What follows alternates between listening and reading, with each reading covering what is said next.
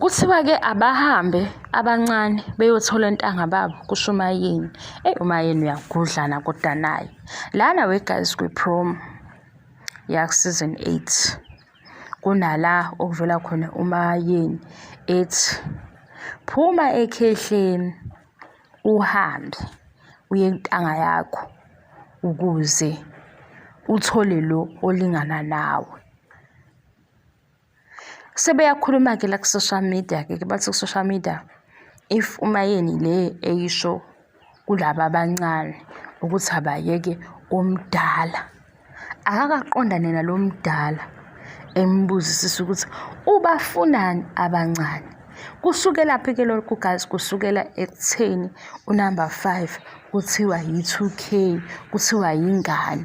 Sekuhlanganiswa le nkulumo-ke sekuthiwa manje inkulumo ayiqondane nomdala ukuthi ikhehla lifunani enganeni, ukuze-ke le nkulumo izwakale ukuthi nekhehla likutsheliwe ney'ngane zitsheliwe, kungatshelwa iy'ngane zikuphela ngoba omdala ufunani ey'nganeni, uthini ey'nganeni zize zithembe.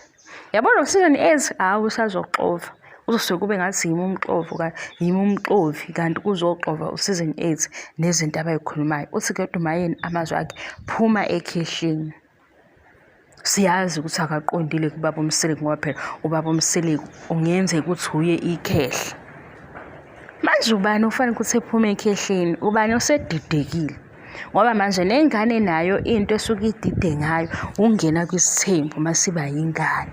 Ukuthi hawu yenzeke kanjani lento? Ngoba uma uyingane kuze kusho ngisho ey'nganeni lezi ey'ncane akufundiswa nomama bey'ngane kuthiwe mgqokise njengengane abe yingane.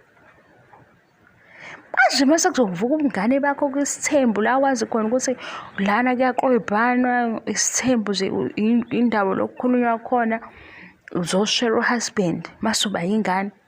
Ngeke kwazi amakhosikazi ukubhebhisitha imizwa yakho kokuqala, ukubhebhisitha wena ngoba laphayana nawe ungene u-ready ukuthi-ke yilento ozobhekana nayo, yiyo-ke impilo oyikhethayo.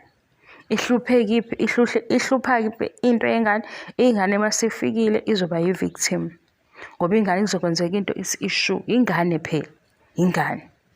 Kanti umuntu omdala mhlambe uthe qwebu amehlo, uyabukisisa izinto esheshe ebone ukuthi hayi la awukufuneka udle ushathaphu kakhulu, akufunakali ukukhuluma nje, uqina ngokuthula wenza into eqondile, wazi ukuthi kuhlangana nini, le enihlanganisayo uyayazi, le nengasakudinga ayisakudingi. uMayeni ugudla bani? Ugudla uMakhwela ngoba ngizwa nomakhelwa uyalaya, bayameluleka la ku-social media kuthiwa nje ungakhulumi, uthule uthi du. Kazi nizothini? Senithola ukuthi uMakhwela uzosebenza laphaya kuthandweni isithembu, kodwa angeke. Iy'ngubo zakhe ziyafana nezamakhosikazi.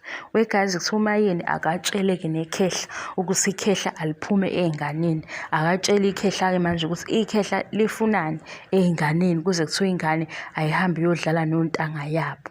Kusho abantu. Ngivale-ke le video. Thank you so much for love and support. Ngiyabonga angiqedi. Bye.